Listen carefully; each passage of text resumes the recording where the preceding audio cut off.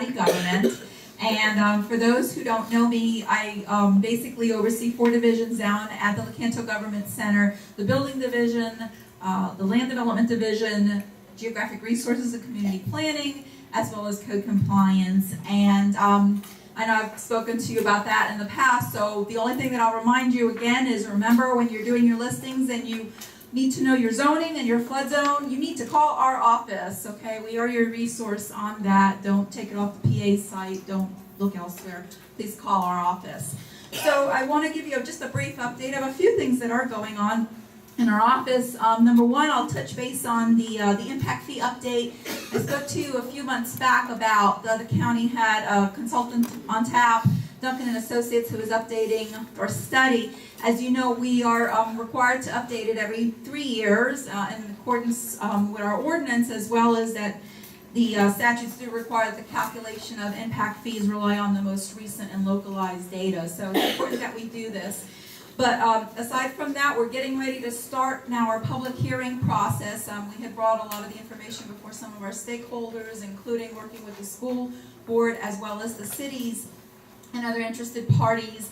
The study is now out there online under our website. It would be under Geographic Resources and Community Planning, which is our division that's kind of helping to coordinate, working with me and the consultant to coordinate this and bring it forward. And in case, call me and we'll help you navigate through our system to find it. Having said that, they are updating all the 8 categories now, and those would be, of course, transportation, schools, parks, libraries, law enforcement, fire rescue, emergency management services, and public buildings. And the consultant's findings are essentially that, based on his studies and analysis, that the sum now of all the proposed impact fees is lower than the current fees for most of the land uses. So that's good. And the board will be given several options to review when they're making their decision.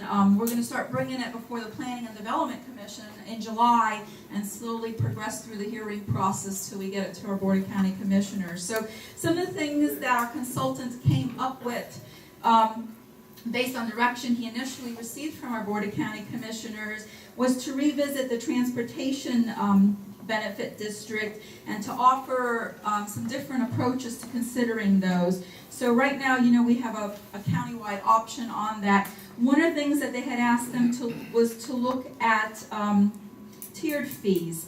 That what they would do, and what he did is you look at the county, where do we want development to occur? Obviously, where our infrastructure is in place. We don't want to be spending a lot of capital money to expand services out in our rural areas. We want to try to encourage growth to occur where these services are already provided. So having said that, he has defined an area that we would call an urban area that would offer even lower fees than the current fees under this countywide option, and that we have right now under the countywide option. And that area was defined as the adjusted, smoothened, urbanized area plus portions of our planned service area. Anything outside of that would be considered the rural area, and your transportation impact fees in those areas would be higher than the current fees. So that's one option. Also, he looked at what we're hearing now termed as a multimodal option. Right now, impact fees, when you collect it for the transportation benefit district, that money has to be used within a certain time, and it can only be used for capacity adding projects. In other words, we can't use that money to pave, to fix existing roadway systems, to repave roadways. We have to only use it if we're going to be adding lanes to roads or turn lanes, which would essentially allow more capacity on our roadways. So with the multimodal option, though, it also looks at us, the county, having the ability to use those funds also to do other improvements such as bikeways, sidewalks, and trail improvements where it would enhance mobility. So that's something that the board now can consider also in looking at the options.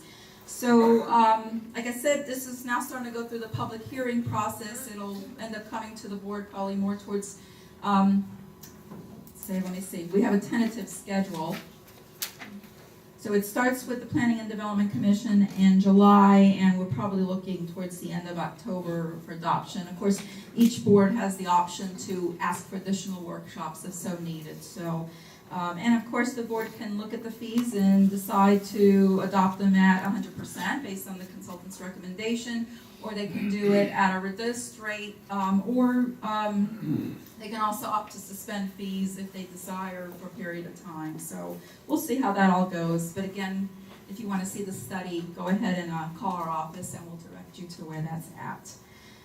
The other thing I wanted to speak on was something that's exciting to me. The Department of Public Works has basically been tasked with a new project, and many of you might have heard of this that have been around for a while, because I've been hearing about this for years. It's a 76-acre parcel that belongs to the county that's on the south side of the Inverness Airport, which is owned by the county. And essentially, it's been considered for years to develop that property into a business industrial park. And so on Tuesday, the board endorsed that we could move forward with actually doing the rezoning of the property to allow for industrial type uses. And what I can tell you is that the Department of Public Works is right now working with the airport consultant on a scope of services to also do some of the design work for the, as part of the airport master plan, which they have to update continuously under FAA guidelines, but to also include this component as part of that airport. And so they're looking to do that. A utility master plan was prepared for the airport back in March 2013, and the good news is that there is the ability to expand services for this initiative.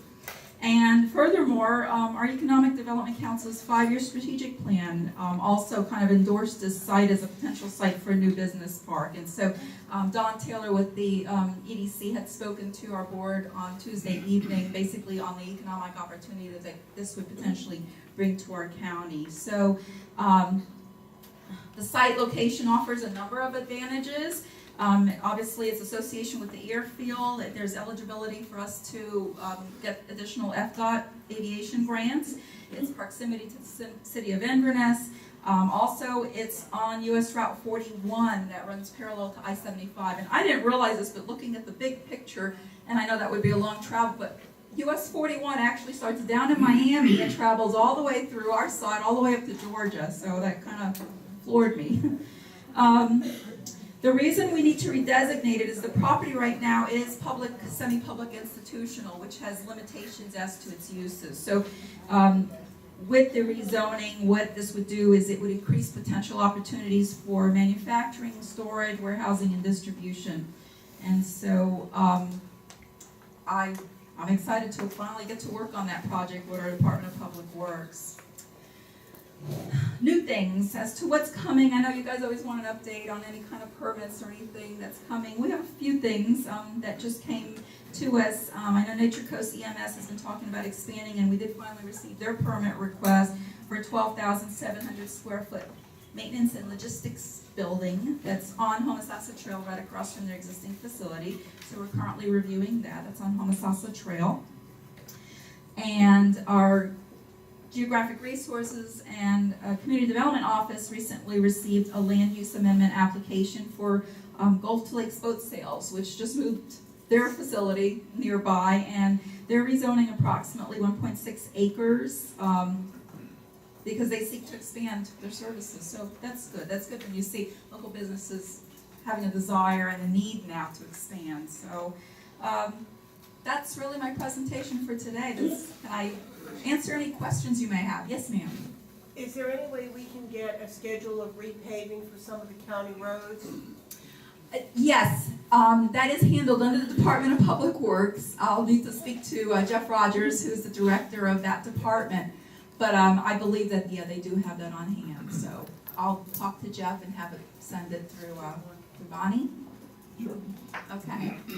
Any other questions? Thank you very much.